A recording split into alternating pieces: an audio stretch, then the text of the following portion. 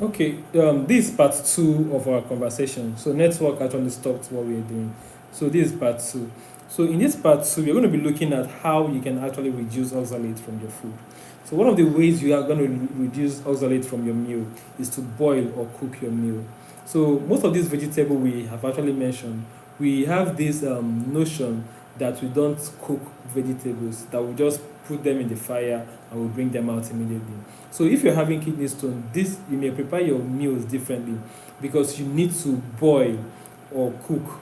Then there's something we call leach. You can leach this product, this food, and make them okay for you to be able to consume. Then you can also consider soaking the meals. You can also consider soaking. So it's also very important that I mentioned that Zobo is not too perfect for people who have kidney stone. So if you have kidney stone, you may need to stay away temporarily from kidney stone until you are done with your treatment.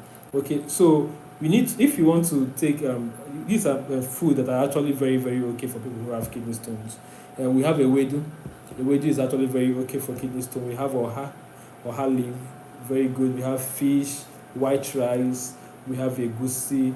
Then ugu. If you are going to combine egusi and ugu together, you can actually enjoy your meal. You also need to limit salt intake.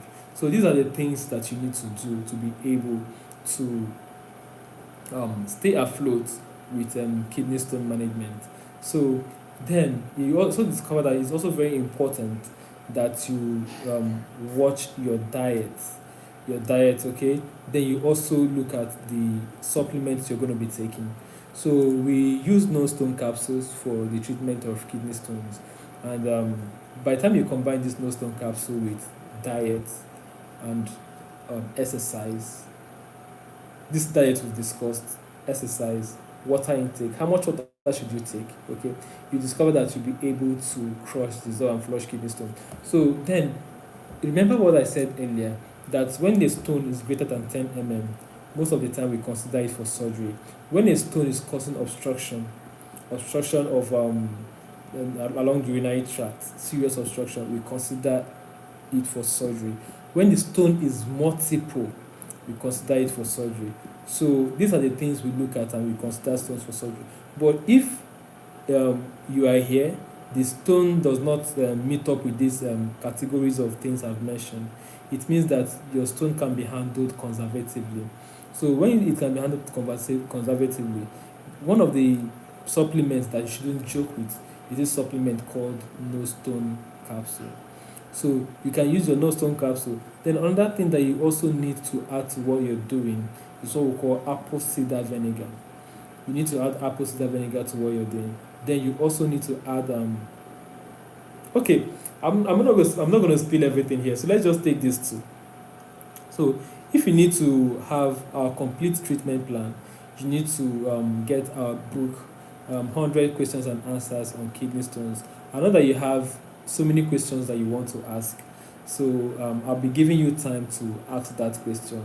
Okay, so we can actually discuss about it and also know fine tune it. Then if you're here, if you have kidney stone, how many liters of water should you take? We recommend 5 liters of water daily for people who have kidney stone, and this 5 liter of water is about 10 sachet of pure water. So I think with this we're going to be drawing the curtain close in this for this very conversation, so we can actually discuss more in the group. We are going back to the group now. Okay, because of network and other things, let's go back to the group and have a more proper conversation. I'm on over Victory, I'm the Kidney Health Coach, saying thanks for joining, and do well to join us next week as we have a more conclusive discussion on this very topic. Thanks very much.